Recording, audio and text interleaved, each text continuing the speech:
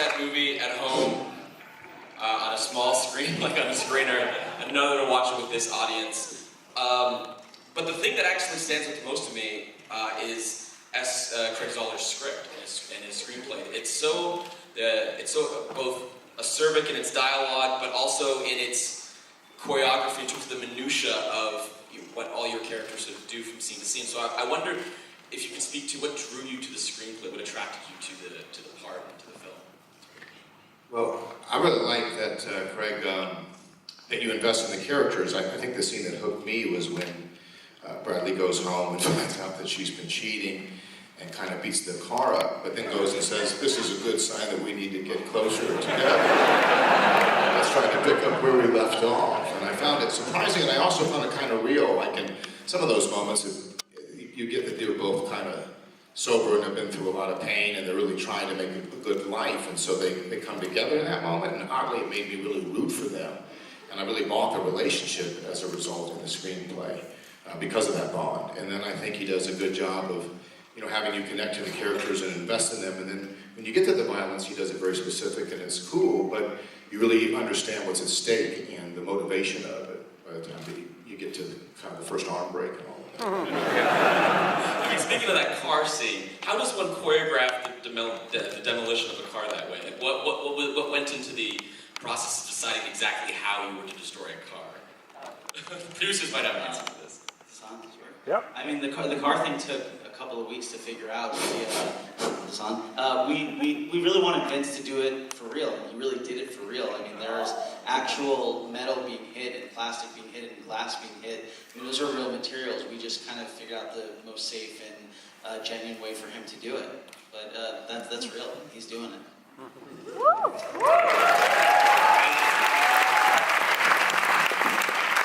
So what's the, it's lamentable that Zahler's not here. What's his presence on set? Like, what's the working relationship with the actors? Because every scene seems so deliberate and considered. He's a very low-key guy. It's kind of interesting because the whole time that you're working with Craig, you're saying to yourself, this came out at that? Because it doesn't seem to fit. And then, of course, the more you get to know him, you realize that he's just kind of phenomenal in his ability to create these incredible characters and support that kind of violence with such powerful underpinnings in the story. It's a great experience to work with him. Now, throughout the movie, we get a lot of hints of Bradley Thomas's past, where we can kind of put together sort of a picture. But I'm wondering, for Don and Udo, did Zahler have elements of your past that he told you about, or did you come up with where your characters were coming from? Because we don't get to know that much about the Placid Man or Warden Tugs. And I'm just wondering if there's any sort of background or back history to their characters. Well, he didn't really give me, and that's kind of our work.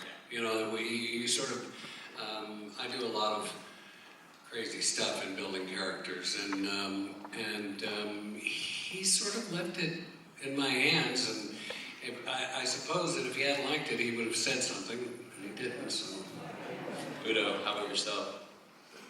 Well, he wrote it and he wanted me, so he knew I could do it. But I thought we talked so much about Zahler, which I really love him, but I saw the film like you for the first time, and I'm amazed of the performance of Vince, and I want to congratulate him for it.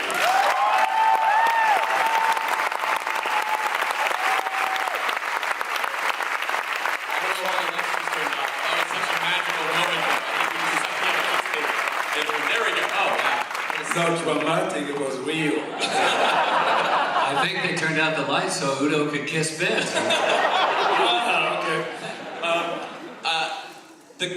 Vince, you are incredible in this film. The choreography, the fight sequences, I'm a huge fan of martial arts cinema, and I'm so like how much training, how much preparation? Could you describe your relationship with the choreographer, and did you have input on the fighting style at all?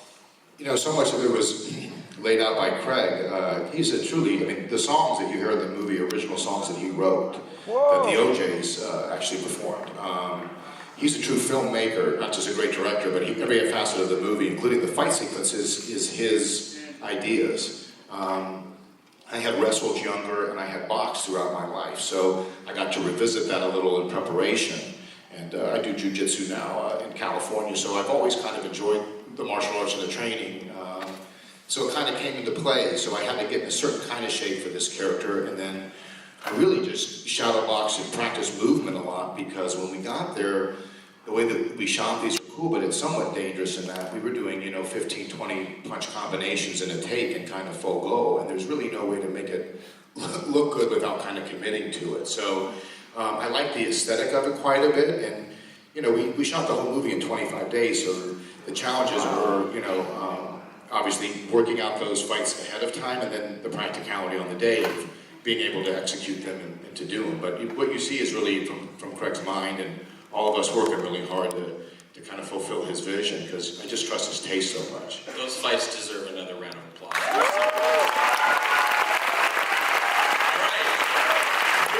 Right there. We kind of give a new definition to the phrase "lock it up" now with this movie. I was wondering if you could speak on, all of you could speak on working on these sets, these prison sets that just, they look terrifying to be in, so I can't imagine what it was like to walk in on set one day. What was it like working on these prison sets?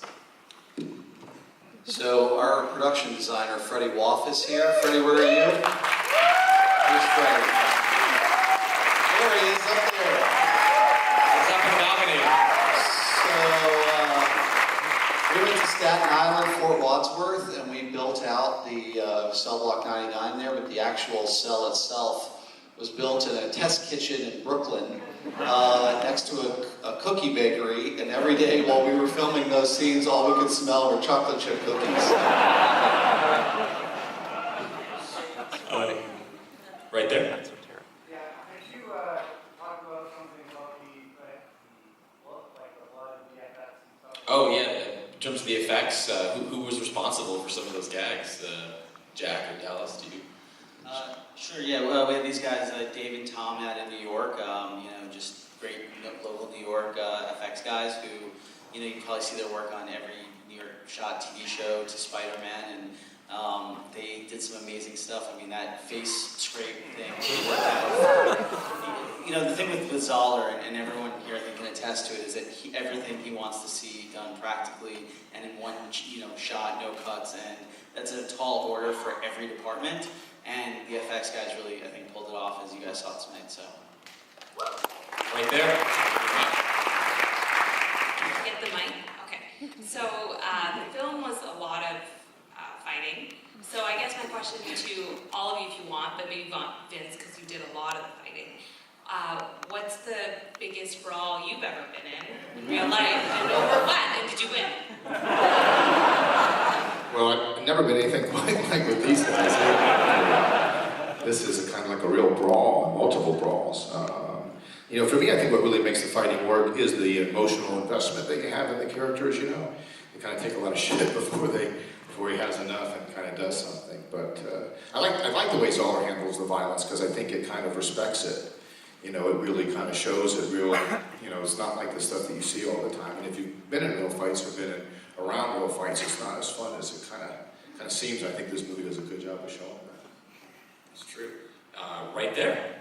Okay, you guys rock. Every Southern woman wants a man that has their back. And you guys kick ass. It's awesome. Okay. Do we have one more question? Right back there. Just wondering, Mr. Vaughn, to get in the mode of something like this with a character, what was it like as an actor to prepare to detach yourself from the violence? Because your character is almost so deadpan while he's kicking ass. What was it like as an actor to just detach yourself from that? Well, you just kind of prepare, I think, and the thing is to stay in character during the fighting. There's a lot of work that you do prior to getting there. I mean, obviously, physically there was the dance, and then the accent was something to be kind of, so comfortable with that you're not thinking about it. But I think you just, you have a backstory. Craig wrote a biography for me that was very helpful. He's very specific.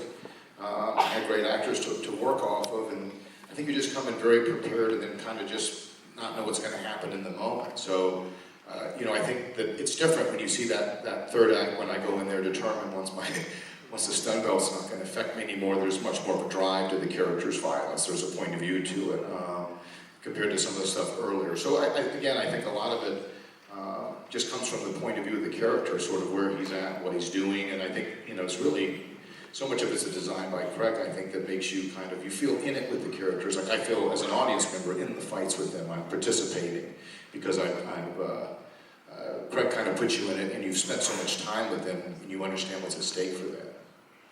The final question I have is that, am I correct that you are continuing to work with Zahler on a new project, and is there anything you can share? All of this one. We're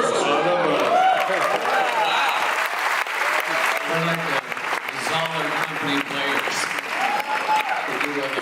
We're doing a movie called Dragged Across Concrete.